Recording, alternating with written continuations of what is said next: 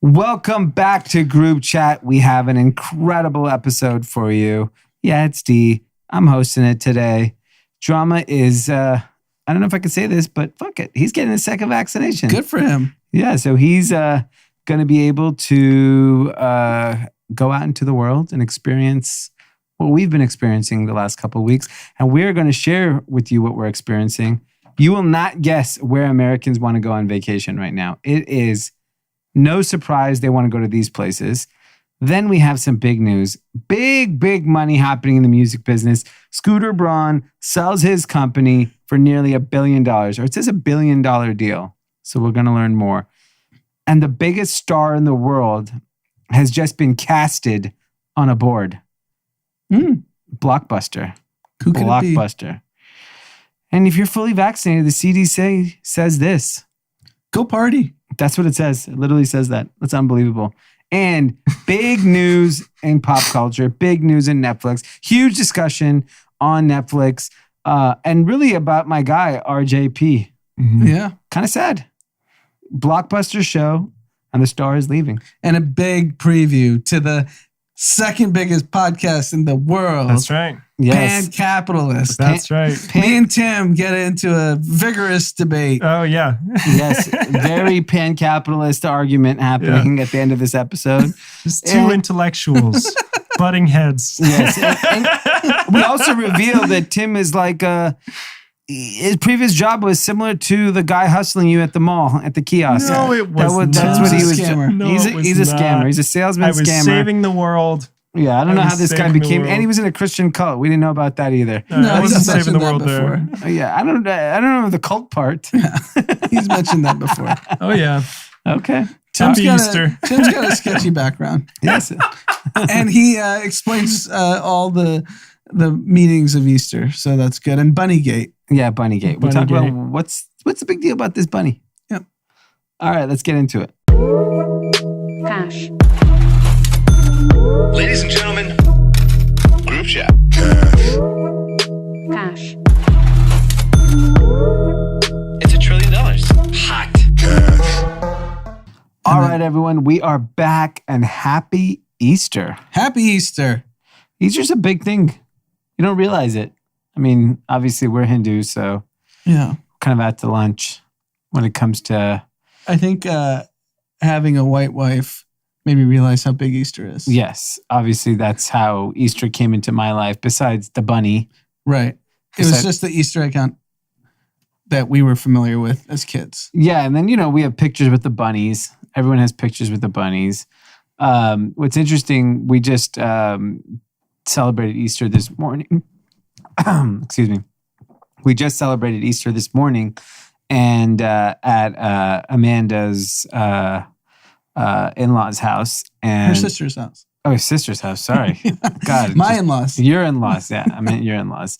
Ashley and Scott. Ashley and Scott. And, we had a really good time with the family, kids. It was like the first get-together with anybody, family, in a long time. Heavy vaccine energy. Heavy vaccine energy. And interesting. So Scott Pickett decides to come out as a bunny. Yep. And, obviously some kids like it, some kids don't. Depends on the age. Our son, not so much. Anyways, so I was like, great work on the costume. And he's like, you want to know an interesting story? Yeah, this is good. I go, what's up? He goes, brown bunnies are $60. White bunnies are $160. And he came out with a brown bunny. He came out with a brownie. So I don't know if that was in solidarity for us or he was just cheap. Yeah, so it's a real interesting take. I don't know if he wanted to make us feel more welcome, so he went and got a brown bunny, which I appreciate that. Or he didn't want to spend the $160 on the white bunny. But, to be fair, when I think of Easter bunny, I've been brainwashed to think the bunny should be white. All bunnies matter. Yeah, now you know that there's this... I think there's a market for colored bunnies.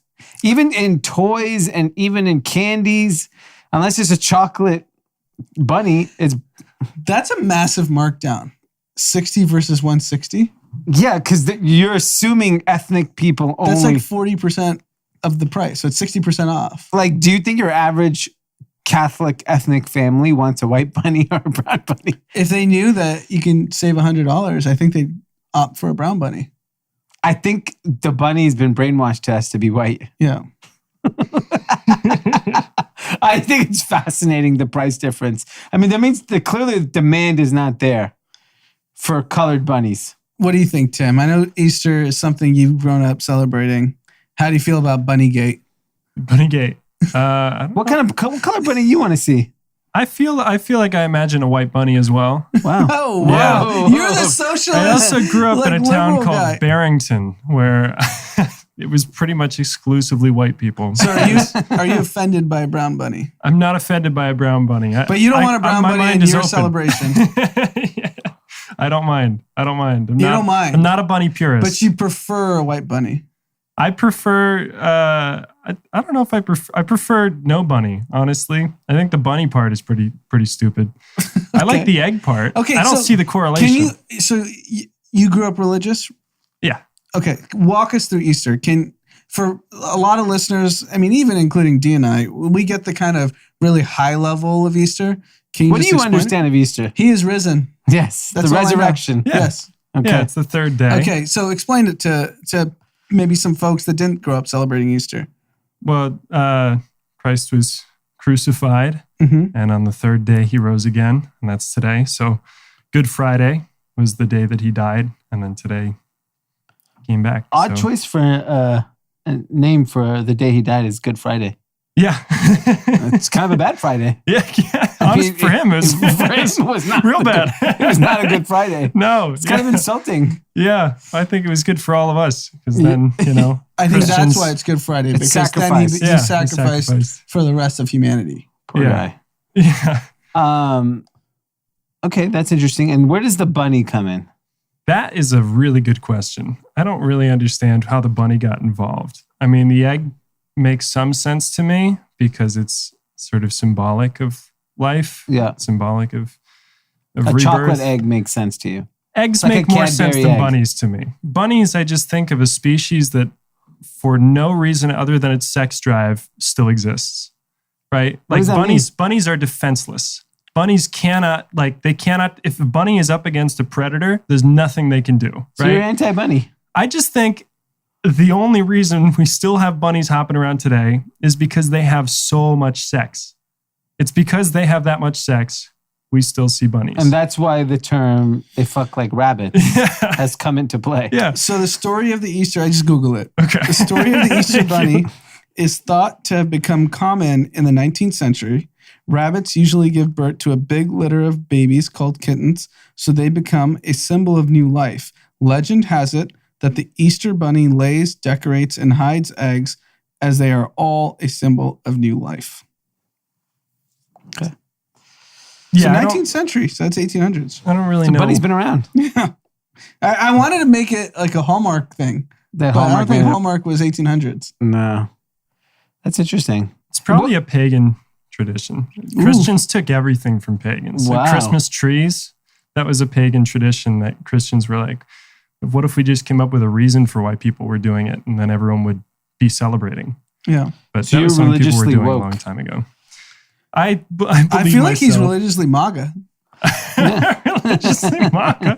No, religiously MAGA is every word of the Bible is the truth. That's MAGA's opinion Okay. of the Bible, I think.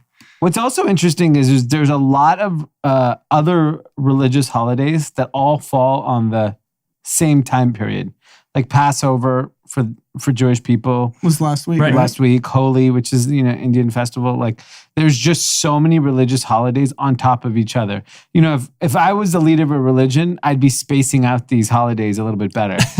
Just thinking about Prime Day is purposely in June and July. It's not near Black Friday. And Singles Day is in November. Like, before Thanksgiving. yeah, amongst these religious titans at some point, did they think that it was a good move? Hey, they're celebrating, we should be celebrating? Or shouldn't they have been like, you know what? It's the Christians' time. We're going to go pick another day. I think Hanukkah is not as important as other Jewish holidays. Yeah. And it's only a big deal because of Christmas. It's like in competition with Christmas. Whoa, I think to whoa. Jewish people, Hanukkah is not as significant of a day as some of their other holidays. Yeah. But because it's in competition with Wow. Christmas, Wow. they've amped it up, Wow. it's become much bigger. Yeah. Very interesting. Okay.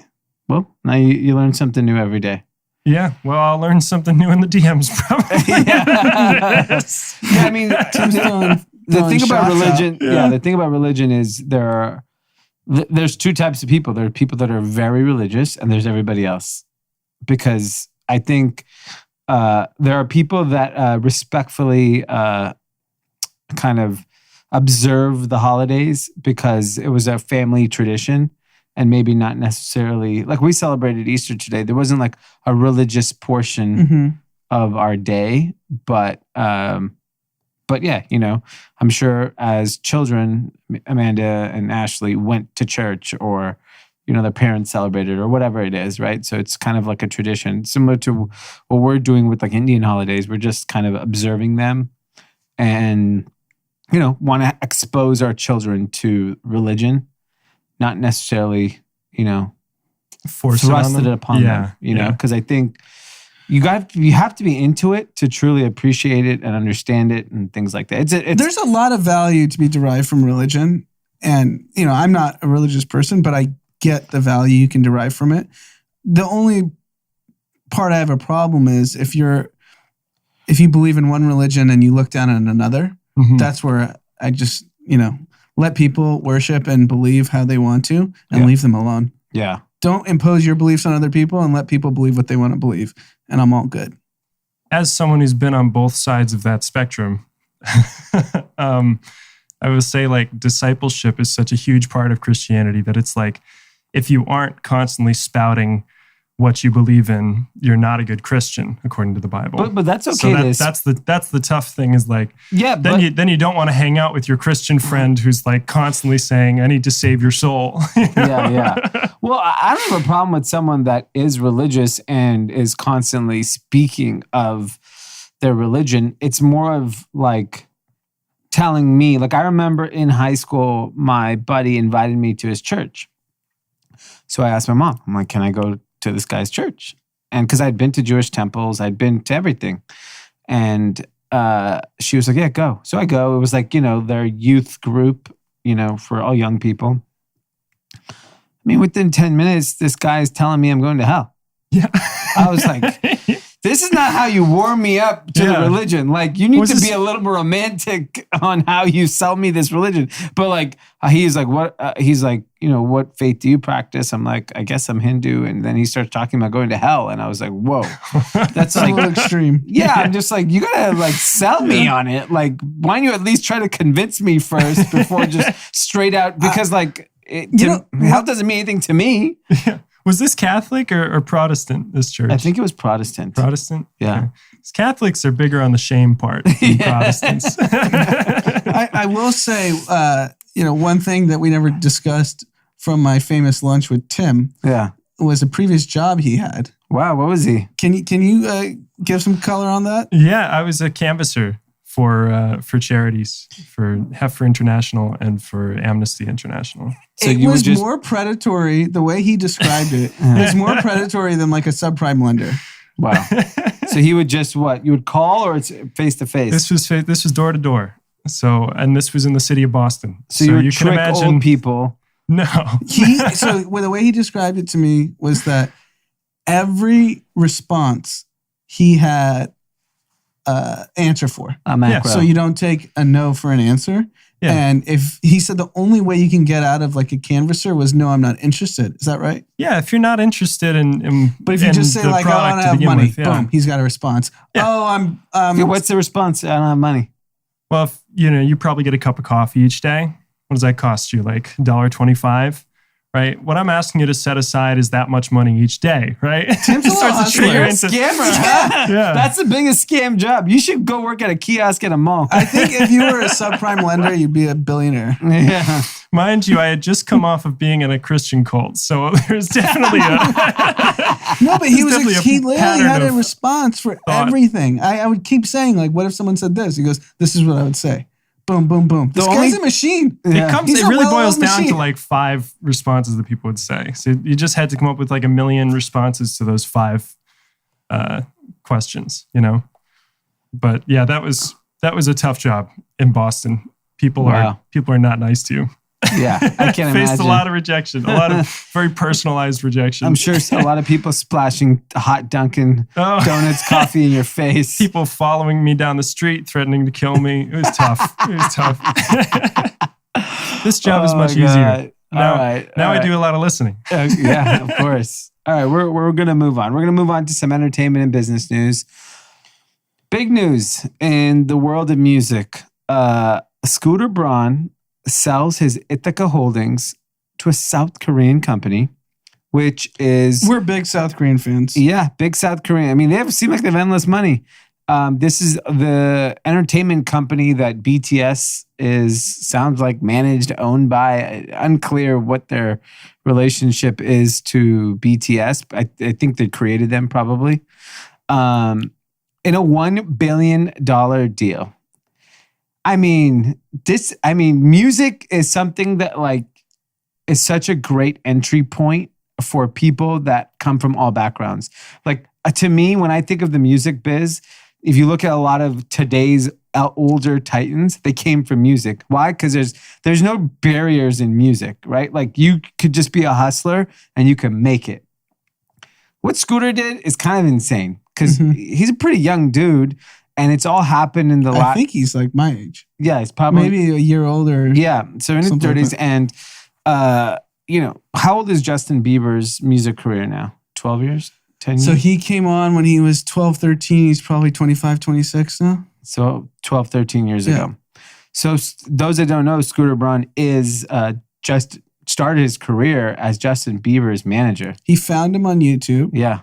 And then took him to... shopped him to every label. Everyone said no. And then Usher, I think, ultimately led him to a record deal. Yeah. A record deal. And, to his credit, he took Justin Bieber's career and then he took he has Ariana Grande. I think he has Demi Lovato. He has Asher Roth is still along for the ride. So Asher Roth is before Bieber. Yeah, he was, I think, the first artist. And then, they've had so many artists come through his management company. And then in the last couple years, he got some money behind him. It looks like from the Carlyle Group. And Carlyle came in and said, let's go circle up a bunch of management companies, a bunch of music catalogs. I think it was before Carlyle. From the story I've been told was before Carlyle invested, he had a money backer that basically went and bought out artist management groups. So he would go to like a famous artist manager and say, hey, I want to own half of your management income stream. Yeah. Here's an upfront payment. Yeah. And now I own the downstream. I mean, I don't know the details and this is no inside info. There's a reason why in Popstar and Drake says, you would think Scooter Braun was my manager. So I believe there's a relationship between Scooter Braun's management company and Drake's management company. Yeah. And because it's probably just a reference to money, because it's the amount of money that's floating around these people.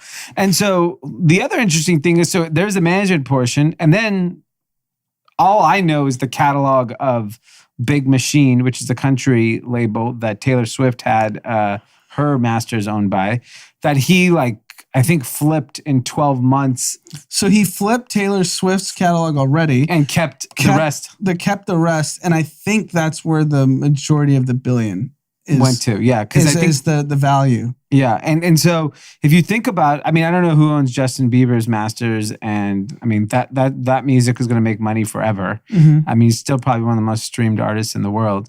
And Ariana Grande and all these types of artists that he currently manages. It is insane that they're buying this company for $1 billion. It is rumored he probably owns half the business. So, if the deal is $1 billion to Scooter's company, that he may own half. There's a breakdown on some K-pop message board of how much every employee, every artist, how much everyone made. I'm glad Asher Roth is still on the cap table. Asher Roth made $143,000, I think. Yeah. Good for him. He was his first guy. Yeah. And so you're just going down the list of all these people that have been involved and made money. I mean, this is a big deal for music. And I think the other thing you see this happening is there's a lot of catalogs being purchased because of the streaming thing that's happening, right? Like global streaming is still in its early stages. So much of the world is still on any of these streaming sites. They're eventually going to be able to afford to buy these services. Eventually, Spotify and Apple will have to pay these artists more money because they're going to have to raise prices. And I mean, music is just, I think there's a lot of money still left on the table in music. I mean, Paul Simon just sold his catalog, I think a couple of days ago. Bob Dylan sold it a few months ago. These are mega catalogs. So he obviously saw an opportunity and capitalized it. The interesting thing is he's a pretty young guy and he's effectively, it sounds like he's walking away from being a music manager. Yeah, if you're selling your company at this and you're selling the catalog. So that's actually I think there's a couple of great things to talk about. First, how innovative he was from the music enterprising. That he had, you can't just say like, oh, Justin Bieber made him. Yeah. I mean, sure, Justin Bieber launched his career. Yes. But he was enterprising enough to he took it to, no one would have believed it. No one would have done it, right? Like, and even buying the catalogs, those are just very shrewd business moves. And getting partnered with the financial backer. Very early on. Yeah. Like 6-7 years ago, from what I understand. He saw that angle, like, oh, I should just go. Because if you have a manager of like an artist that the manager makes $10-15 million a year from, and if you go say like, here's $10 million, the manager might say yes, and then you own the downstream income. It's like a cash flow exercise. Yeah. You can do the math really quickly, and he saw that. That was really smart. And he was able to navigate that. And then buying the catalogs. So my curiosity is like everything, I don't know him, but everything I hear about is he's as enterprising as it gets. So what's he going to do next? Yeah, I mean, from what it sounds like David Geffen was kind of his idol, role model, whatever it is. David Geffen was in entertainment his entire career, but he made all his billions in entertainment. And then the latter part of his, like the last decade or so, it's all been philanthropy. That's all David Geffen does. You go around town, every building's named after him, hospitals, this, that. So, but he's a much older man. And so philanthropy has been his focus really probably in the last 20 years. Yeah, but Scooter's too young. That's what I'm saying. Yeah. So it's like, what do you do at this point? Because we know, I mean, in our daily life, we hear his name everywhere. He's in every deal. Yeah, he's in technology, CPG, entertainment. Dude, Liquid IV. He was a big.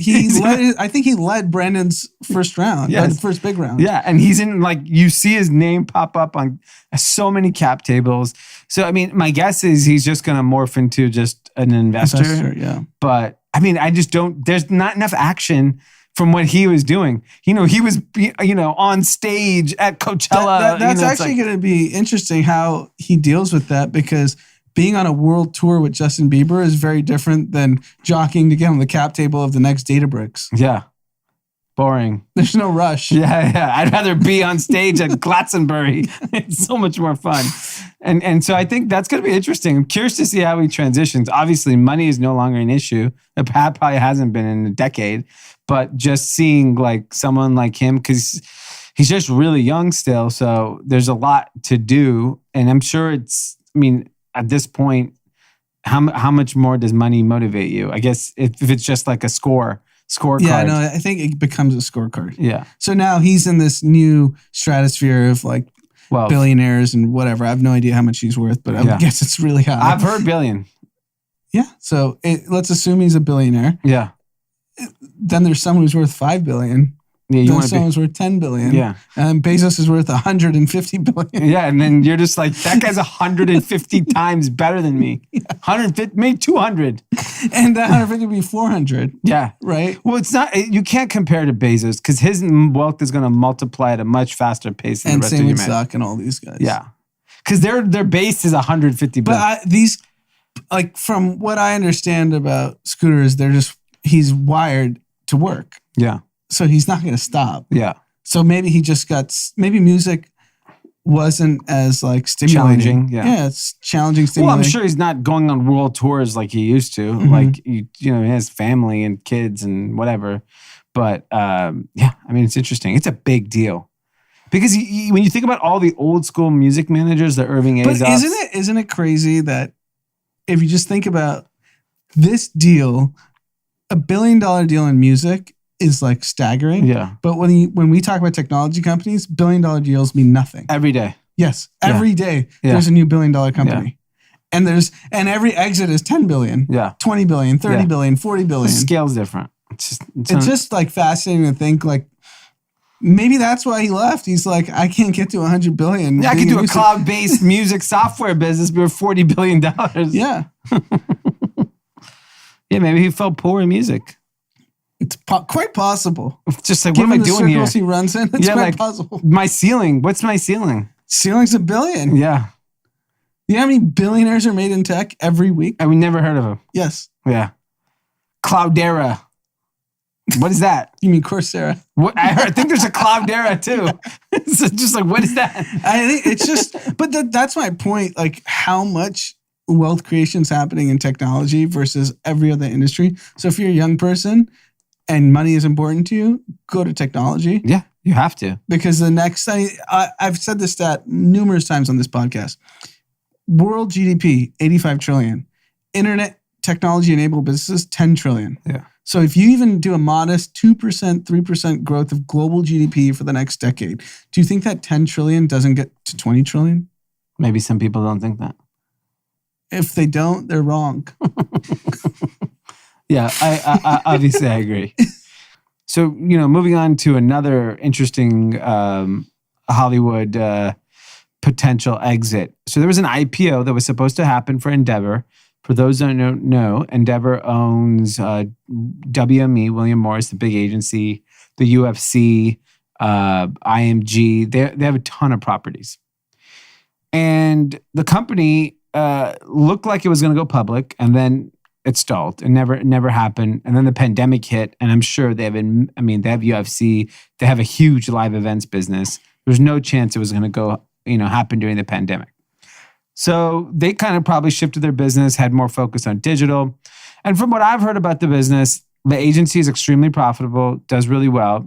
And the UFC and all these other live events, some have been hits, some have not. And I think UFC was such a huge bet for them. I think it was a $4 billion purchase. Mm-hmm.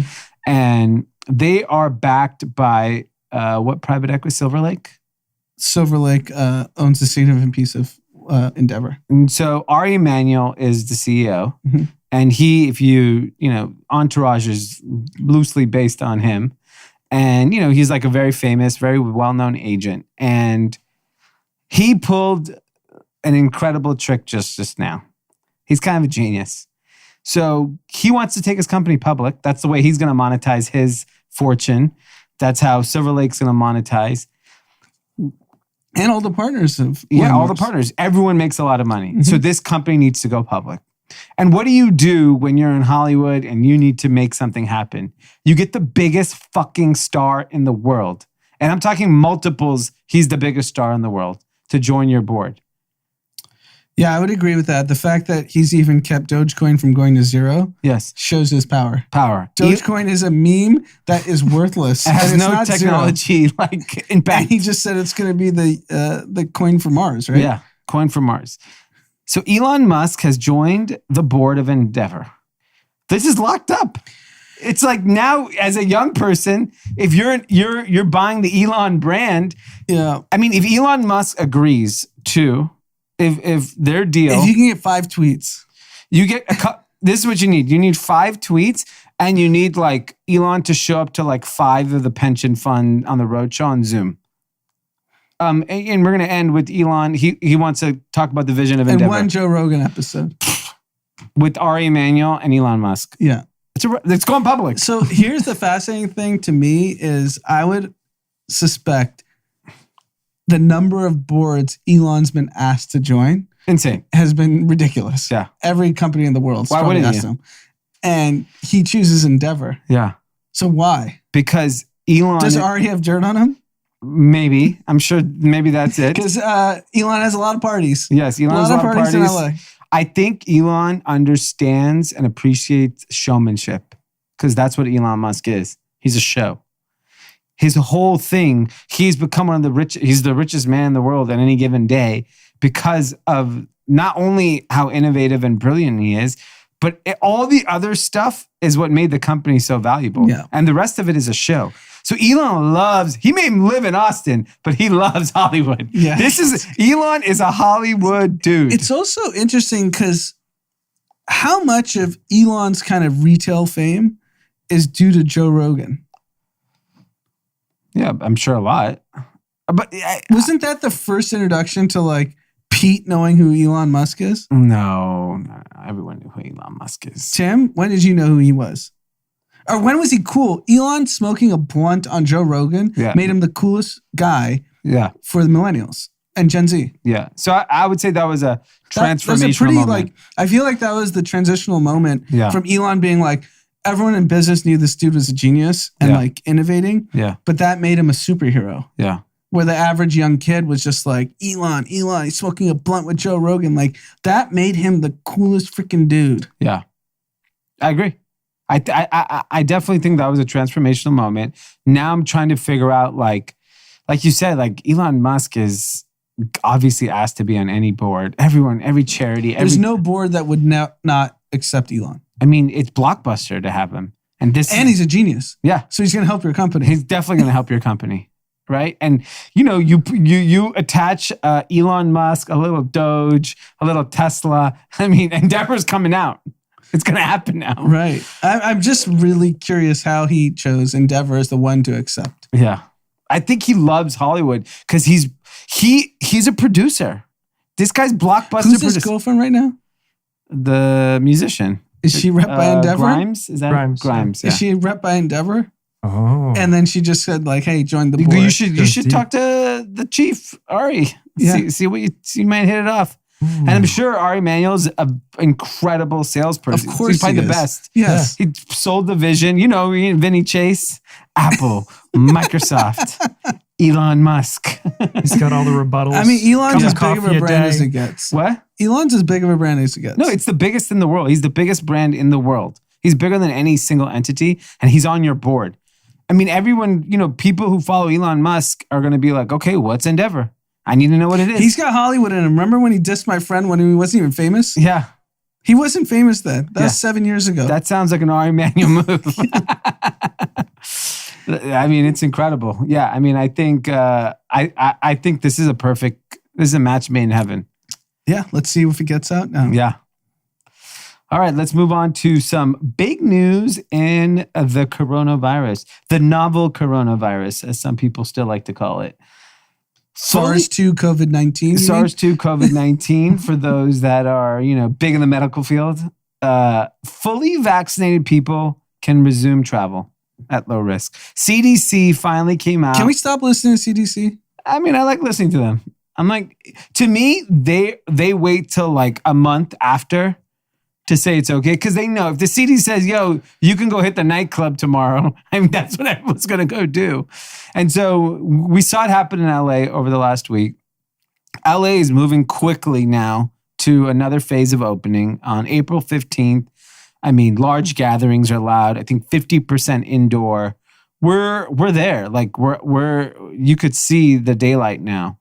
I don't know what the rest of, we know what Florida is. We know what Texas is. I'm not following what's happening in New York City, so I'm not familiar. But LA is moving forward and travel has, been okayed by the CDC from vaccinated people. I mean, is it safe to say that it's kind of done? I think I've been saying this for a while, and I said this early January at peak lockdowns in LA, peak cases, that if you trend where infection rates are going and where the vaccine supply was, that this was going to be over in May. I've been saying this for now over 3-4 months when everyone thought there's no end in sight. I was like, it's May. May is the month. And it's obvious if the CDC, if LA and California, which is the most like lockdown, pro-lockdown state in the country, is willing to start opening up, that means if you're vaccinated, there's no risk. So I've said this, if you're double vaccinated post the 2 weeks, 0% hospitalization, 0% death rate. That seems low.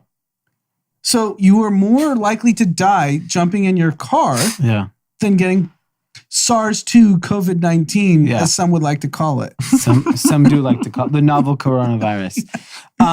What's interesting is also, so schools in LA, LAUSD, one of the largest school districts in the country, is going, I think the week of the 15th to 3 days a week in person. And then mixing, hybrid.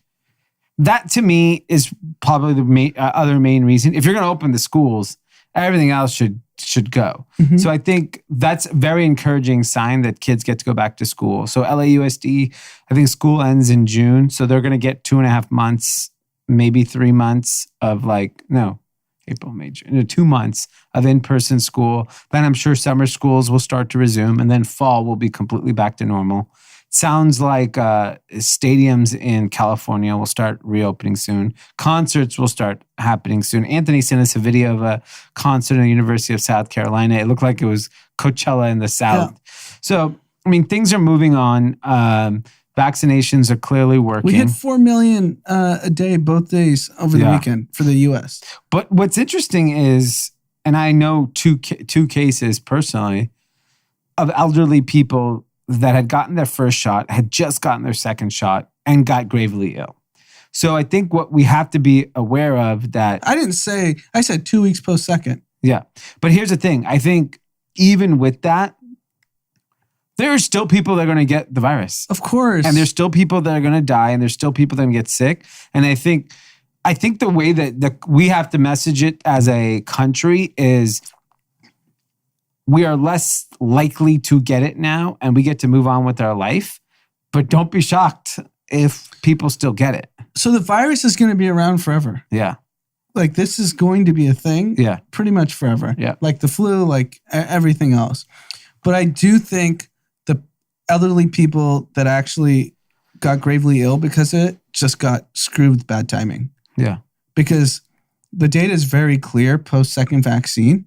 If you can not get COVID before that second vaccine and let it incubate for a little bit, you're not dying. Yeah. And I think that data is very clear. And I think we have to treat it as such. And especially even if you're older, we've been around our mom and a lot of people around her age and no one's getting sick. No. So the vaccine works. Yeah, it definitely works. I think the problem is that there's still, since there's a percentage of the population that are choosing not to get it. They're going to be in a rough situation. So if you're elderly with some sort of comorbidity or obesity or whatever, and you don't get the vaccine, there's a chance you can die. Yeah. And unfortunately, from my perspective, that's on you. Yeah. Because the science is clear. Yeah. The data is clear. And if you choose not to listen to both of those two things and you die, that's your fault. Yeah. I agree. I think that the interesting thing will be because I can speak for Los Angeles. There is zero friction in getting the vaccine. Yes. Anyone who wants to get the vaccine can get the vaccine. San Bernardino, somebody in San Bernardino, I don't know if it was a reporter, said there are so many extra vaccines. Anyone who walks up here can get it right now. People in LA County can get it. Drive to San Bernardino County. Each site has hundreds of vaccinations available for walk-up every day. So there's no problem getting the vaccine in California. specifically LA. The challenge will be the country's going to reopen. Everyone, Memorial Day weekend will probably be like the first, like where people will literally be on top of each other. Yep. And then July 4th will be fireworks, July literally 4th fireworks. Bananas. And it should be. Yeah. Let's be clear. Yeah. I was the one who was telling everyone that cities were going to get locked down a year ago. Yeah. Or 15 months ago. Yeah. And now cities should be wide open. So the problem with that is that because there's a percentage of the population that's not vaccinated, there will be people that continue to get sick. No, there will be hospitalizations. And the problem is that what people don't understand, that will affect all of us. It will not just be like, oh, you're vaccinated, you're good. But, it will affect society as a whole. And the problem is like every day there's like a news report or a podcast, here's the problem that I think we need to get a message a little bit better is when it comes to the vaccine, everyone's like, it happened so fast. We don't have enough data. And my counter has been, we've never also had the urgency or the amount of money or the amount of bodies working on one thing for this. The whole world was working on one thing. One thing. The smartest, brightest scientists were trying to crack this thing. Yeah, there's an $85 trillion global economy working on one thing. One thing. So my faith is that all of these people are not going to put humanity at risk. Literally humanity. You're talking about probably 1 billion people will get vaccinated this year. Easily. Right? So let's say 1 billion people. Are we going to risk the lives of 1 billion people? Will there be side effects? Unclear. I don't know. I have no idea. But even with everything we know, if you take vaccinations as a whole, it's, the people that say coronavirus is the flu should also be being like, what are the true side effects of vaccines as a society? Sure, you can point to individual cases where vaccines have gone south. There's obviously people have acted negatively to any vaccine. But if you look at society as a whole, it's like there's a reason why life expectancy has exceeded because infant mortality rate without vaccines was so high. Yep. So, I think, people just need to wrap their head around it. And it's tough because there are so many people that you talk to that still are not interested in getting it. They're not saying they won't, they're just hesitant. So I think instead of like telling them you have to get it, it's like, we just have to educate people a little bit more on the data. Because that's the part we don't see in the media. The media should be reported, okay, we've now given 100 million vaccines in America and 50 million of that is now 5 months old. And these are all the results of those people. There's been one person hospitalized, one death, whatever it is. It's like, at least then people will be like, okay, after 6 months, this is all that's happened. And then, when December hits and it's been 1 year, you need to share that data to people because this vaccination thing is not just over in June. It's like, it's going to take years. To vaccinate entire population on Earth, it's going to take fucking years. There's not even that many vaccines for everybody. So the U.S. has enough vaccines for the whole country. Yeah. Other countries are so far behind. Yeah. Even progressive Asian countries just don't have the vaccine. No. So in Singapore, which is one of the most developed places in Asia, it's basically the financial center now that China took over Hong Kong. Yeah. And you can't get access to vaccine. I'm sure it has something It's to do so with wealthy. China controls the vaccine in that part of the world. Maybe. And they're like, oh, you guys want the vaccine? Make sure there's a little tunnel there for us to ship our goods out of there. It's kind of crazy that I would think Singapore, of all places, it's a very wealthy nation. Yeah, but Singapore is probably in check with China, right? Like, China calls the shots for that part of the world. And the U.S. is going to be rocking by the summer. Yeah. I don't think the rest of the world will be. No chance. Like, you saw Greece is now allowing visitors as of May 14th, as long as you get tested or your proof of vaccination. But are they going to allow people from like Italy, where it's ravaging still? Or are you going to let people you should let people from America come. Yeah, you should. We're fine. Yeah, everyone's got the vaccine here. Yeah, or they got it already. They got it. Yeah. It'll be fascinating because I also really want people to understand once you're vaccinated, you can live a normal life. Yeah. You don't need to live under these restrictions. Yeah. It's definitely a big. It's a psychological hurdle people are gonna have to get over. But stop listening to MSNBC and CNN. Yeah. What about Fox News? I don't even know what they say. They probably say the virus doesn't exist. So Yeah, so you're so fine. don't listen to them either. Even though you're vaccinated, you still got to stay clean. You don't want to get the cold. You don't want to get the flu. No.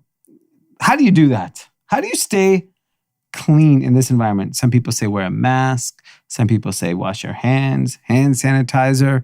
You should also keep your devices clean. Go get a Pure Light.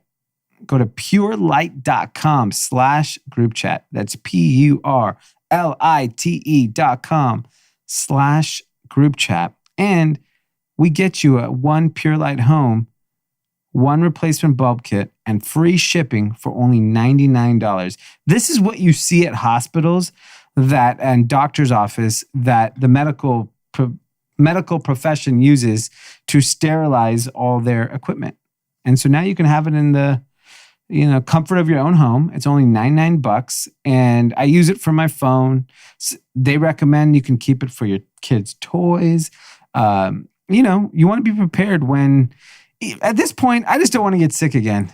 So the one common theme during the pandemic is no one got sick. Forget COVID. Yeah. People who escaped COVID also said never got colds, never got flus for 1 year. 1 year, it's insane. Most people get sick a few times a year. Easily. That's because of hygiene. So keep it up. Keep it up. Post-COVID, everything's opening. Everyone's partying. Everyone's going to be out. There's particles everywhere. You don't want to shake people's hands. Keep clean. Disgusting. Purelight.com/group chat. And use the promo code group chat. Promo code is group chat.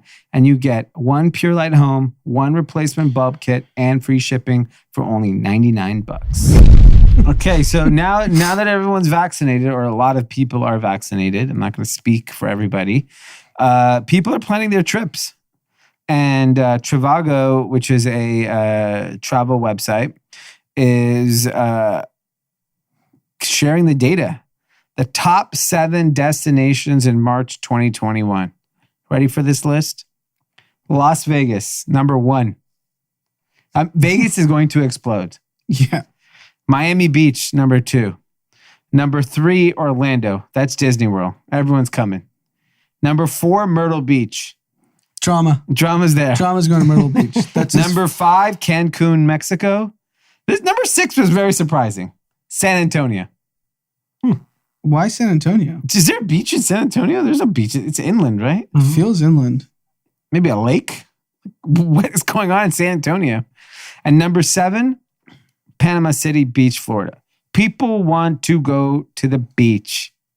That's it. That's where people want to go. Other cities that are traveling for U.S. travelers, Puerto Rico, San Juan in Puerto Rico, Playa Bavaro in Dominican Republic, and Playa del Carmen. People are heading to the beach. The weather's turning. Yeah. In a nice way, and it's getting hot, and it's nice to be by a pool, ocean, whatnot, and these beach cities are just going to be slammed. Can I make a prediction? Yeah. I think this Miami nonsense is going to end. Which part?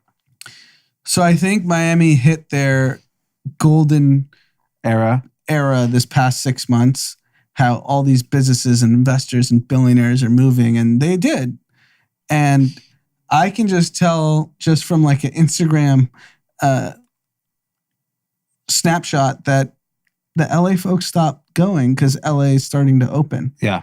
They were all going a month ago. In January, every LA person was in Miami. Yeah. And I think Miami hit their golden era during COVID because they were the only ones open. And when LA is rocking in 2 months, nobody's going to Miami. When it's raining in the summer and it's humid and it's disgusting weather.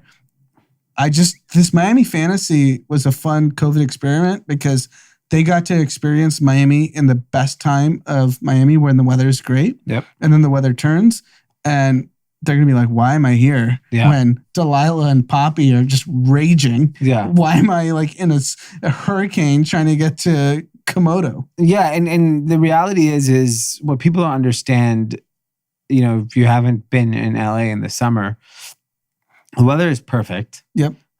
We have beaches too. You can go, if you want to, you can literally go up and down the coast anywhere you want. And it has something for everybody, right? Like if you want the nature, you want the outdoor, you want to work, you want to play, you want to surf,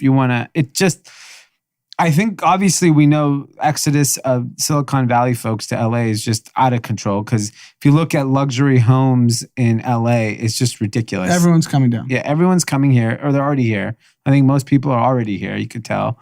And with the idea that you're more than likely, most people can't go to Europe this summer because they're going to be a while before they fully reopen. Sure, there'll be like pockets here and there.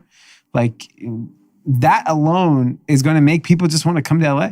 Yeah. Because Miami's not the summer spot to go to. It's humid and it rains. Yeah. LA, Malibu in the summer is, if you're wealthy, that's the place to be. There's a reason why H-Wood's 4th of July Nobu party has a line of 1,000 people on PCH. Yes. That's not by accident. Yeah. And I think it'll be really interesting because I also think, there was a blowout jobs report in that came out last week, and it was even better than what people expected.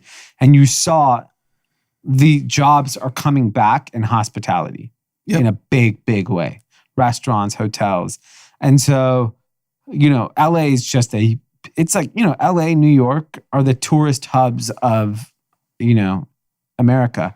I'm sure Florida with Orlando is just massive with Disney World. I saw a stat that Manhattan and New York had the blockbuster real estate sales in the last month. Yeah.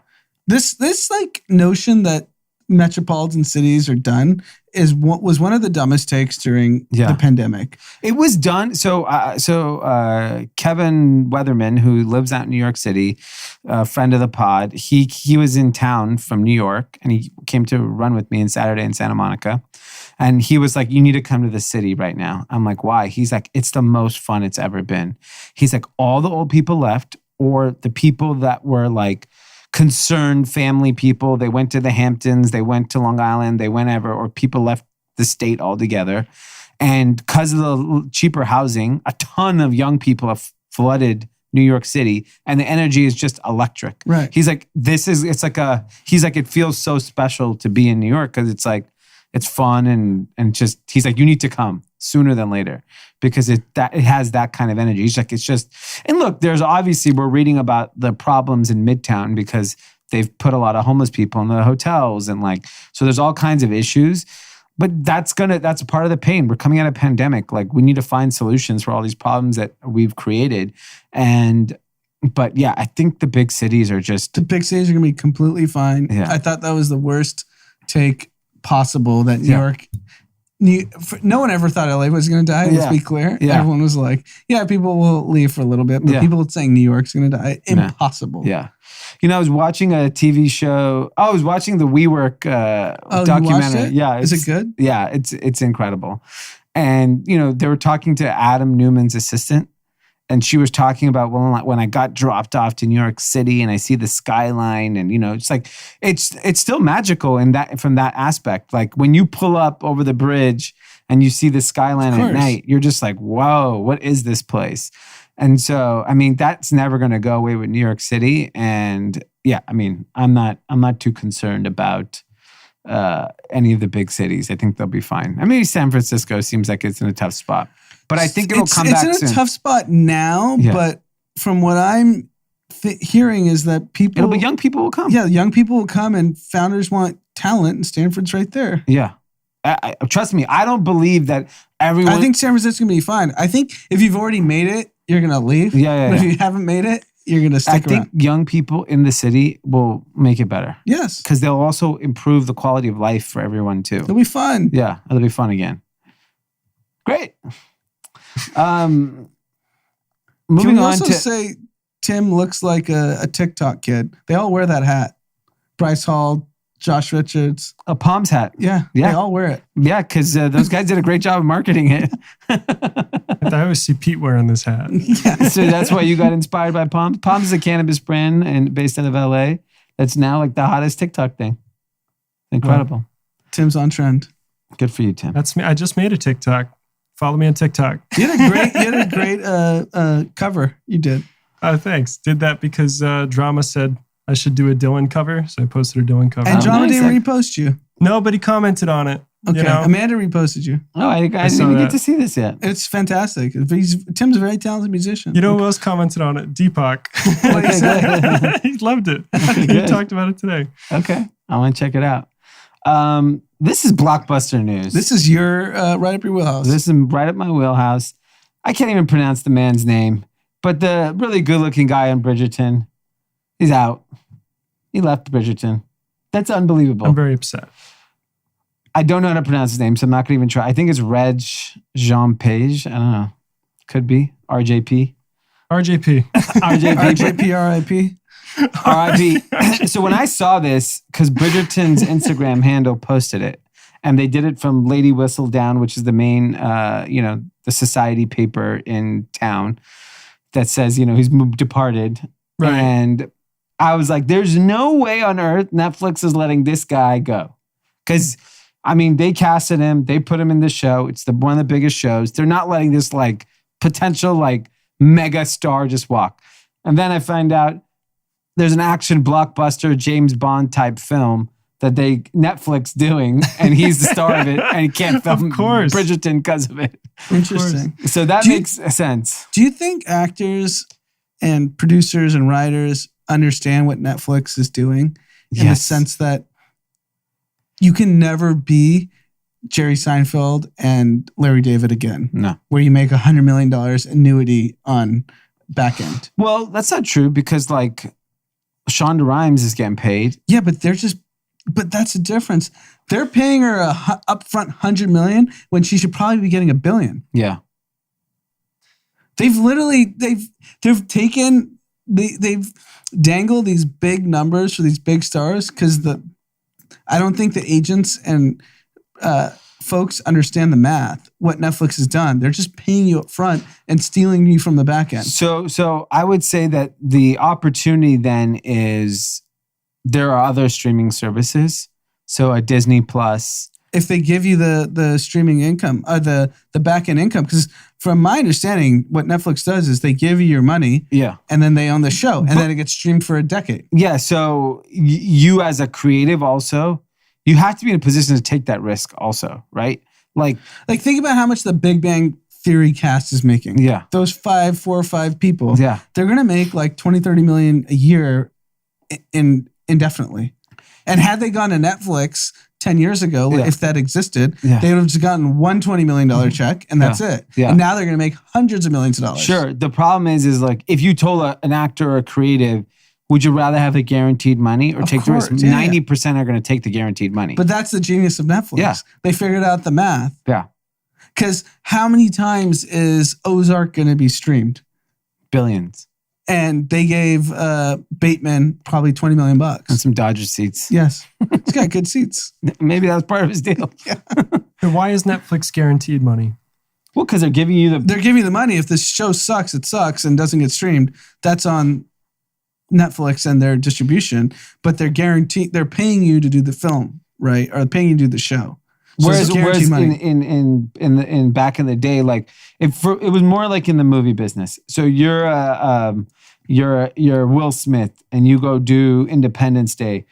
Part of his deal would be, okay, if the movie makes $1 billion, I get $50 million. They're just making all this up. But the idea is you participate in the back end if the movie's a blockbuster or the TV show just generates an insurmountable amount of money. You get to participate. With Netflix, there isn't you can't make any more money, right?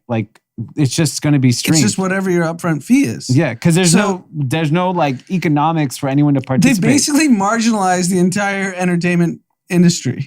That they've put a cap on what every creator can make. But that's kind of genius. Yeah, but for Chris Rock or Dave Chappelle got $25 million a show, right? I think he got I think he got paid $25 million. It's kind of, why wouldn't you do it?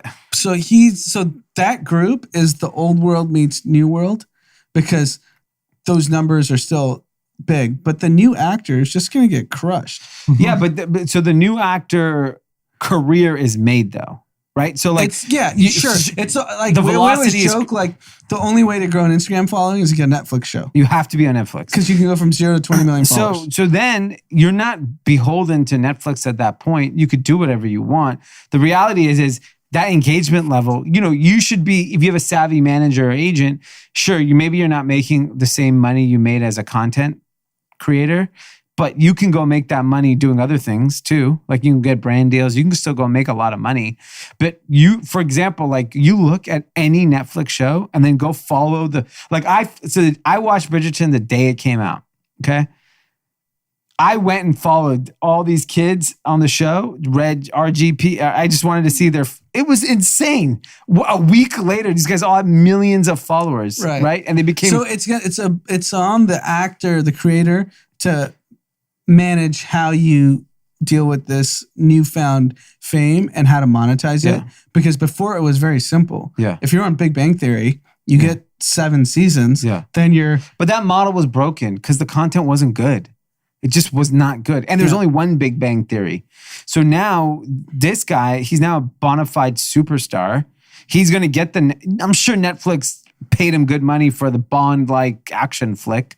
Maybe it's not 30 million, but I'm sure it's big money. And now he's in the Netflix family. It's like, it's just interesting because if you were to think about it, would you rather, from financial, not anything else, would you rather be Addison Rae or a Bridgerton star? Me personally, Bridgerton star. No, I'm saying money only, not who you care about. A longer term, I think I'd rather be in the Netflix fan.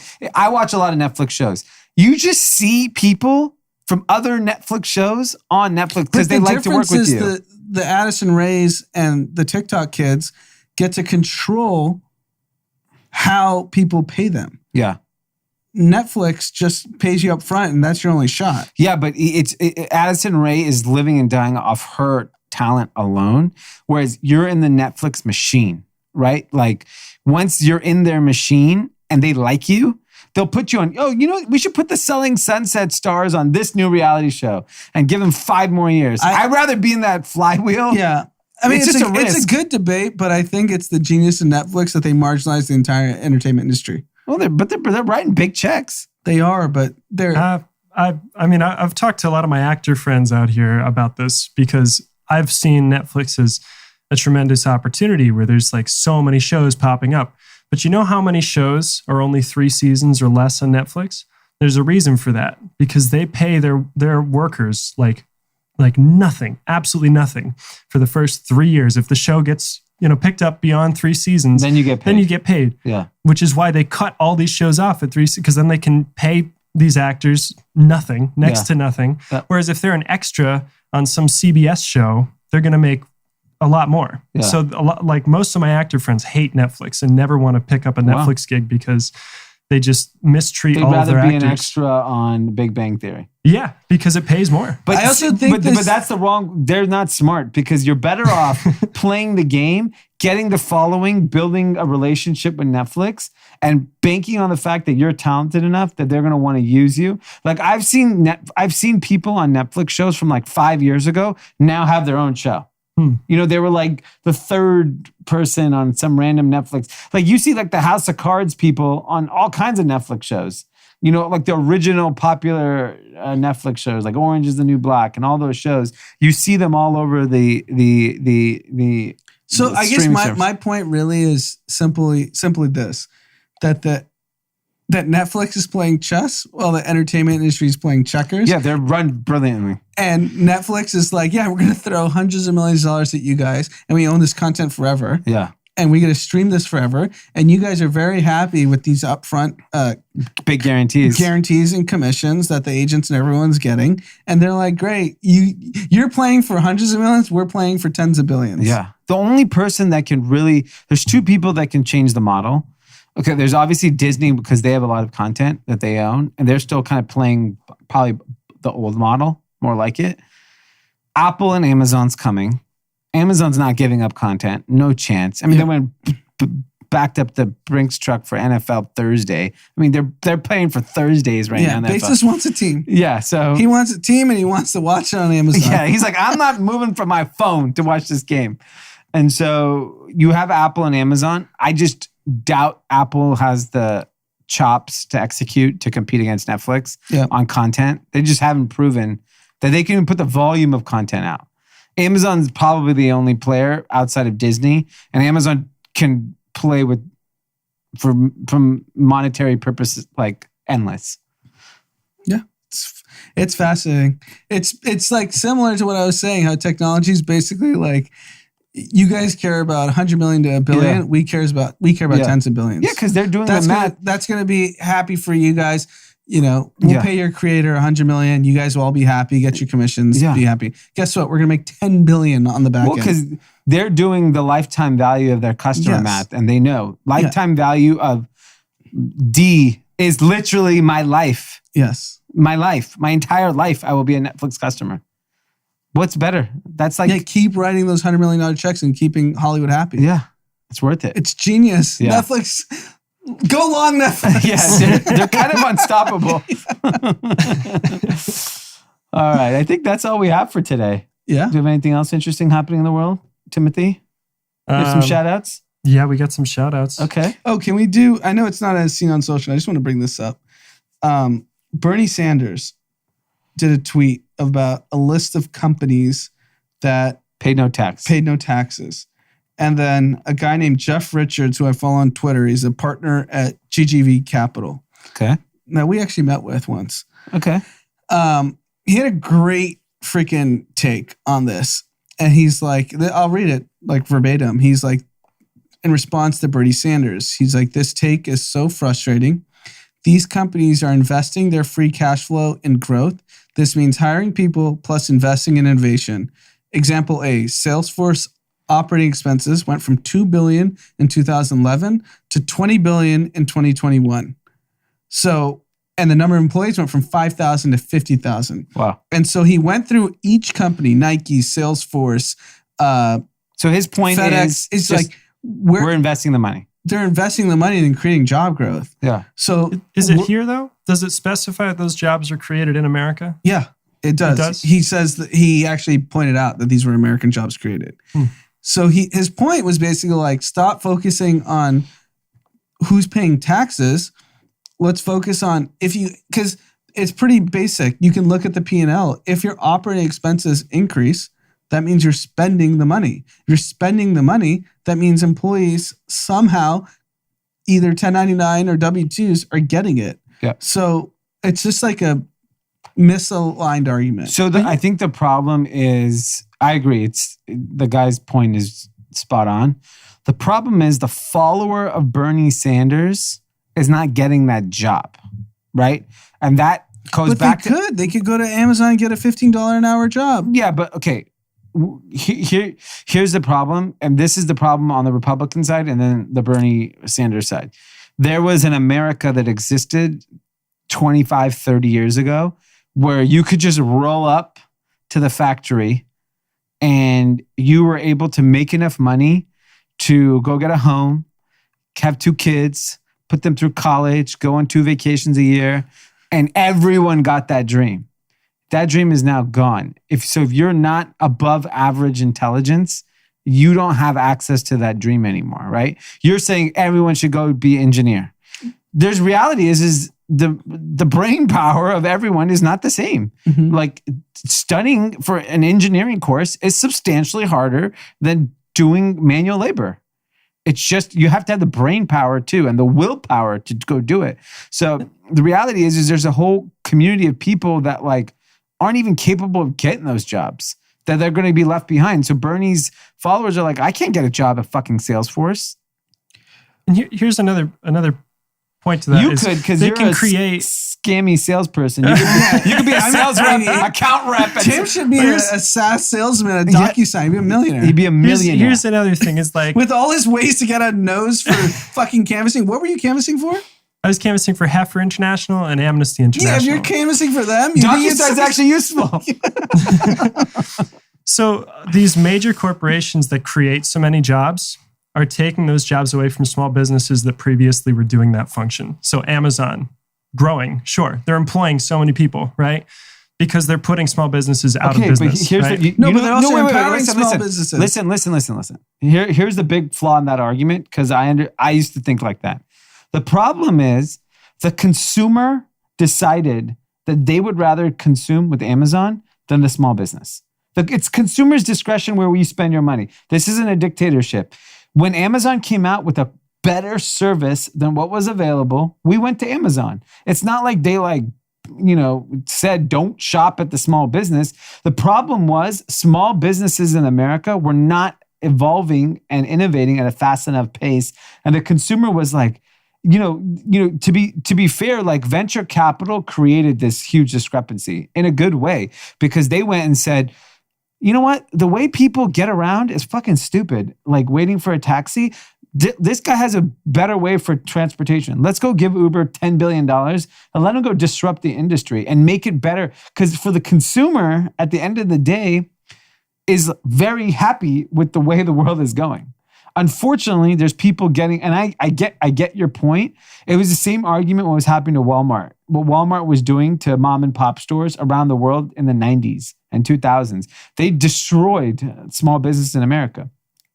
But ultimately, the consumer walked into Walmart and said, fuck, this is pretty good. I'd rather shop here. Let's take Uber, for example. I think invested capital in Uber was $15 to $20 billion. They created $111 billion of shareholder value, because that's what the market cap is right now. They enabled all of us as consumers to be able to get from point A to point B at a significantly cheaper rate. They enabled millions and millions of people around the world to earn income by being a part-time or full-time driver without any interview, without any barriers to entry. Isn't that a good model, Tim? Everyone won in that example, correct? Yeah. No, I'm not like, I hear that point, and I think that's a really valid point. And like, I'm not against innovation. I'm not against creating a better way that something should be done. I just think as soon as we monopolize businesses and allow them to become more powerful than the government, public works projects go down the shitter. Public works projects are not a priority anymore because they aren't a money grub, or they become a money grub. So as soon as we allow companies to exist at that level without being taxed, but what do you mean by a public works project? Like for example, vaccine distribution. Maybe this is something we'll talk about on Pan Capitalist, but we're recording this week. Oh, Pan Capitalist! Wow, this is all the big plug for the Pan Capitalist. Okay, Pan But you look at something like vaccine distribution, right? I feel like I can imagine you both saying something like Amazon would do a better job of rolling out the vaccine than the government. Yep. Right, and I can see the validity to that point. But what is their incentive? Like, what is their incentive if they're more powerful than the government? So I'll give you the Amazon's case. The incentive for private enterprise for everyone to go, in the case of the vaccine, is the faster we go back to normal, the faster we start spending money like we used to. I don't think that's true for Amazon. No, but in Amazon's can we also actually, if you actually think about it, big tech is bigger than the government. Right. Facebook, Amazon, Google has more information about us than the government does. What does the government have? They have my social security, they have my tax returns, and they have my license. That's it. Amazon, Google, and Facebook know where I am 24 hours a day. They know where I'm spending money. They know where I'm traveling. They know everything. Amazon, trust me, I know everyone thinks it's like they would want the country to be shut down. They don't. They just want to make money. They know they're going to. Here's the thing with the beautiful thing about these, and I had this conversation with my team. We had a product development design meeting recently, and I was like, technology people came into fashion and fucking kicked everyone's ass. The biggest brands in fashion today are from technology folks. Like people that don't understand brand. They don't understand brand, fashion, design. They don't understand anything. They just thought through it better and they use data. Amazon knows if the country reopens back, you think Amazon's worried about making sure we stay at home and order online? I just drove a lot today and I saw 2 Amazon grocery stores, physical grocery stores. They are ready for the world to reopen. They already know they won. They want it open. They'd rather be a part of the solution. It's good for their brand. Amazon helped get the world vaccinated. Great. It's more trust in the brand. And it's also like everyone needs to get over the fact that these guys already have all our information. They're bigger than the government. So thinking that you're going to skirt them somehow by not empowering them to do vaccine distribution is actually kind of just silly because they already own us. Preview on Pan Capitalist on Tuesdays. Yeah, we'll talk more about this then. But is your point that because they have more information that I'm that's saying a don't good fear thing? them. No, I'm saying it's inevitable at this point. So let's stop fearing them. So yes, I think Amazon would have done a significantly better job in vaccine distribution than the government. And for people to be worried about their information being taken and used in an inappropriate way is a flawed argument because they already have all your information. So let's just go to the most efficient way to solve a problem. That's all I'm saying. My fear is not privacy. And maybe that's a fear for a lot of other people. But for me, I look at just motivation. I look at the motivation of So I agree. I understand. And I think history has shown us corporations have taken full advantage of the American people. There's no doubt. And I'm sure there are companies today that are doing the exact same thing. The biggest difference today is that internally in these companies, you take the Amazons, the Googles, the Microsofts, the Apples, have they done everything perfectly? No. There are people that fucking will blow the whistle if there is any sense of wrongdoing, right? Like it happened at Google, it happened at Facebook, it's happening everywhere, right? So if they choose to take full advantage of their situation, then there's going to be repercussions for it. At the end of the day, they are a $1 trillion company, so it's not going to be the same repercussions if the small business did it. But the reality is like we have to have trust in also the employees at these companies. And there are Tims at Amazon. There are Tims at Facebook that are so woke, that are so this, and that are like holding their company accountable for every little action. So you got to have faith that like these people are also like, you know, there are people internally at these companies. What change can they make if there's no but even just system exposing to regulate or govern them? But they are there. I mean, at the end of the day, like, but the problem that you ultimately really have to solve is you have to elect more competent politicians that understand the complexity of these situations. They don't even understand what's happening in technology. And it's the same thing with like Netflix versus the entertainment industry. Forget that. Take Google, Facebook, and Amazon versus Bernie Sanders. It's not a fair fight. Right? Like, oh yeah. And the thing is like, it's not a fair fight from an intellectual standpoint. Intellectually, it's not the fair. That's the real problem is that like, you don't have the best and brightest going into politics. Like if you had the best and brightest going into politics and saying, okay, I'm going to grill you. Me, Mr. Harvard, myself, going to grill you on the best practices of Google's privacy challenges. But that's not happening. Instead, we're like, Mark Zuckerberg, do you have an iPhone? Yeah. Well, you do? That's because we've created puppets out of politicians because they, big corporations live in all of their pockets, except for Bernie Sanders is one of the few politicians who does not accept super PACs, does not accept donations from major corporations. And I'm a fan of what Bernie's doing. He just needs to channel his energy in the right place. Because I think he's so furious about billionaires and big companies. But instead, he should go, dude, if he walked into Amazon, instead of fighting them on every little thing, go walk into Amazon and be like, here are the things I want to accomplish with you. So how do you respond to Amazon went after Bernie? Did you see that? I didn't see that. So Amazon's corporate account on Twitter went after Bernie because Bernie doesn't think Bezos should be worth over $100 billion. He's like, this is a joke, which is ridiculous, which is absolutely asinine.